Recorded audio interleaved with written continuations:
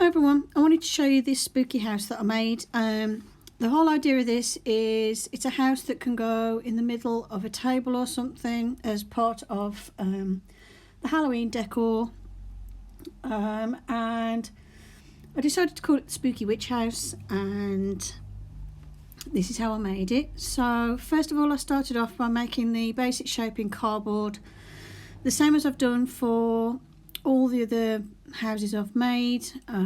It's just basically just sticking boxes together with hot glue. And then what I'm doing here is making a very basic sort of dilapidated broken fence going all the way around, and I'm just using little bits of a very thin dowel and some coffee stirrers. The thin dowel is so thin it's basically the size of matchsticks once it's cut up. You could use matchsticks for this, obviously. I think I did actually use... Oh, actually, no, tell a lie. I used the dowels for the support for the porch area on the back side. There you go, on that side there. And for the fence, I used matchsticks and coffee stirrers. Then I used some more coffee stirrers to go around the edge of the roof. This hides the corrugated pattern of the cardboard and just makes it less... It looks less like it's made out of cardboard. And I like to do this all the way around.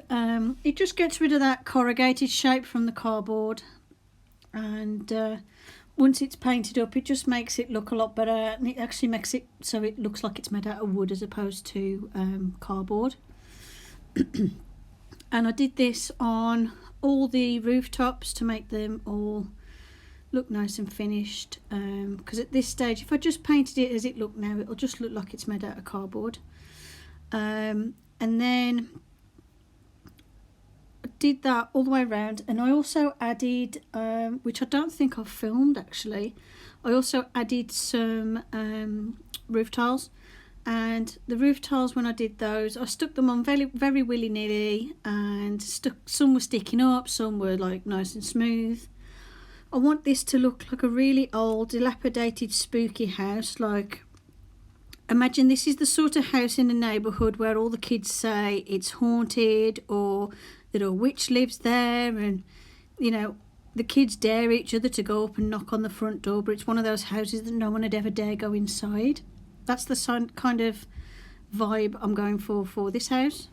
And then after doing all the edging around these rooftops, I added a bit more detail to these little porch areas that I created. So I added some of the wood on the edge, and then a little piece sticking up in the middle, which you see on some old sort of porch things that are by old houses. I added a wooden beam going across the roof, supporting the roof here on this overhang, and I also added some more details around like the tower part. What I did was added some wood first of all to the front of the windowsill, just again to make it look like it's not made out of cardboard. And then at some point, which I don't know if I filmed, I added some dowels around the four corners, coming from the four corners of the like tower thing, to make it look like it was the four corners of the roof to the tower were being supported by the dowel pieces. And here you can see I'm adding some wood to the edges of that roof piece as well, just to finish that off. It's a bit crooked at the minute, but I wasn't too worried because this house is going to look dilapidated and everything once all the other details are on, so the crookedness won't really stand out. But I did fix the slight crookedness with that beam on the roof. Then I went round each window with a little piece of coffee stirrer, and this is just a pack of, I think it was 500 coffee stirrers I got off Amazon. Not sponsored or anything, by the way. You can get them dead cheap because obviously they're used in catering and stuff. So I used those for this. Because it's wood, it's a little, I mean, it's not really mega strong, but it's easy to cut, but once it's in position, it stays in position and it looks a bit more finished on the cardboard pieces using these coffee stirrers. Plus you can use them for floorboards on 1/24 scale, something like that. 1/12 scale you can use like the tongue depressors, that sort of thing, for floorboards. but for this scale, like these little coffee stirrers, I could use them for floorboards if I wanted, but I actually use them in the end for like the slats of wood that make up the wall of the house. So here I'm just going around each window, just finishing off the windows. Again, I'm not too worried about if anything looks crooked, because this is like a dilapidated old house. So if it's looking a bit crooked, it's on purpose, trust me. And you'll see once it's finished, you can't hardly tell anyway. But it does add something to it, just makes it look a bit more run down by having it looking slightly wonky. And here I'm just cutting out bits of wood and attaching those to the sides of the little windowsill area, just to make it look like, you know, more finished. And here I'm adding those dowels I was on about that I added to the four corners of the roof of the tower to make it look like these sort of, I don't know, sort of support beam type things or something. And then I carried on with the dowel pieces on the tower, and once I finished that, the next thing I did was add the roof tiles to the roof. And then once I got those all in place, then it was time to paint the whole thing black to finish it off. And also I painted it black before I did the texture on the walls, because when you put like little like wooden strips or something on the roof, on the house, on the walls, you get little gaps in between and they can be quite hard to paint. So I made sure I painted the whole thing black first of all, before I even thought about sticking the little wooden strips to make it look like wooden boards all over the wall. It just makes my life easier and saves me having to paint everything twice. And here you can see me finishing off the fence, just a simple dilapidated looking fence going around the back of the house. And all I'm doing here is, as you can see, is just using hot glue to stick down the matchsticks like so. Sometimes they fall over, sometimes they don't. If you give the hot glue a second before you let go of the match, it will stay in place. And then all I do for the coffee stirrers is I just very carefully trim off the rounded ends, and then obviously I can cut the coffee stirrer to size then for whatever size I want for the fence piece.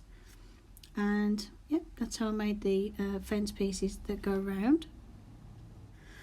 Then, as you can see, what I did was I spray painted the whole thing black just because it saves a load of time. Unfortunately, my can of spray paint ran out. And if you're wondering, yes, I do it fully protected. I've got face mask on, and I do it outside. It's very rare I actually use my spray paint, to be honest, but I wanted to finish off the can. And it does make life a lot easier when you're painting something like this that's got lots of like little nooks and crannies and little corners and things. If I painted this with a brush, it would take me ages. Now, as you can see, because my can was running out, there are little bare patches.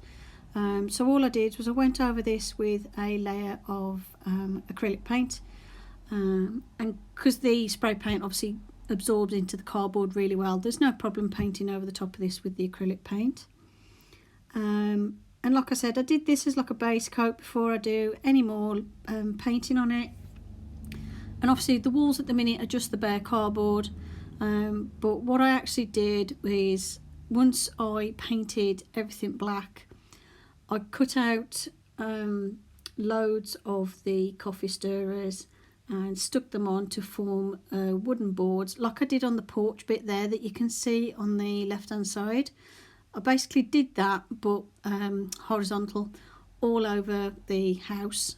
And what I did was, with the end of the coffee stirrers, is like I broke them off instead of cutting them all.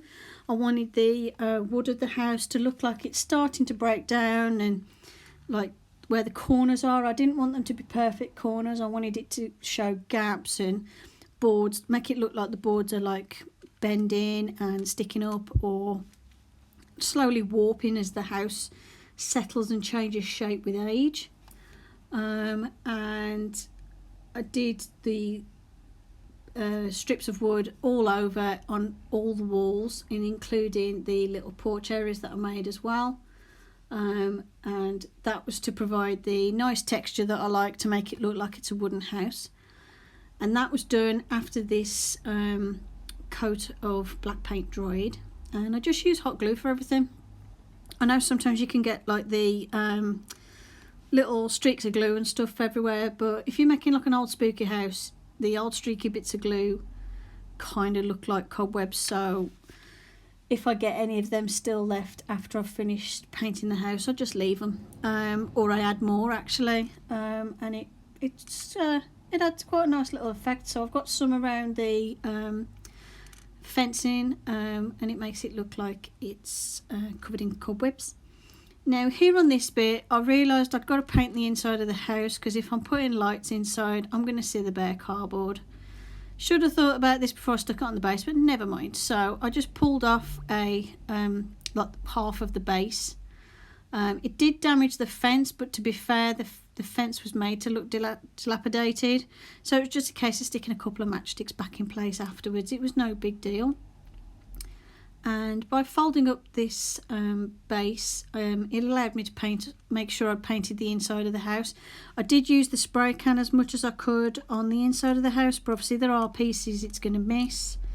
But this has just allowed me to finish that off. Basically, anywhere there's a window, I wanted the opposite wall to the window to be painted black, just to make sure you can't see bare cardboard if there's any lights inside later on, which I did add in the end.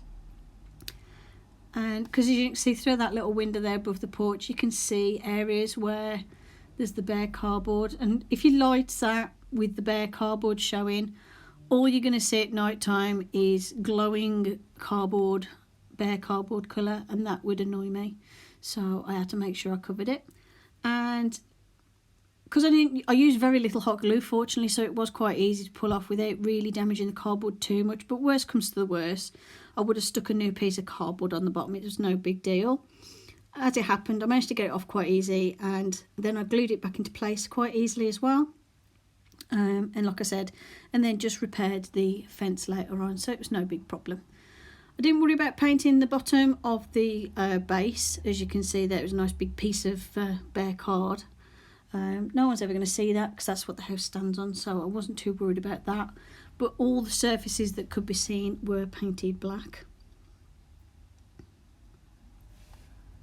Then, after the strips of wood that I stuck on the whole house were dry, I then painted them with black. Dry brushed a little bit of white over the top, and then spent the rest of the time mixing up various shades of browns and blacks and greys, and dripping them and dry brushing them into patches of the house, as you can see, because I didn't want to paint the house so it was completely black. Now it does look a lot lighter on here on video, but in real life it still looks pretty black now it's dried, because obviously acrylic paint dries a bit darker. But can you see there's like that sort of brownie effect to it? And that's just to vary the shades a bit and make the house look a bit more interesting than just painting everything black all the while. The windows are made out of clear packaging plastic, and then I put a couple of lights inside, just some couple of LED tea lights, and that was it. Hope you enjoyed the video. Thank you for watching, and I'll see you in the next one. Bye for now.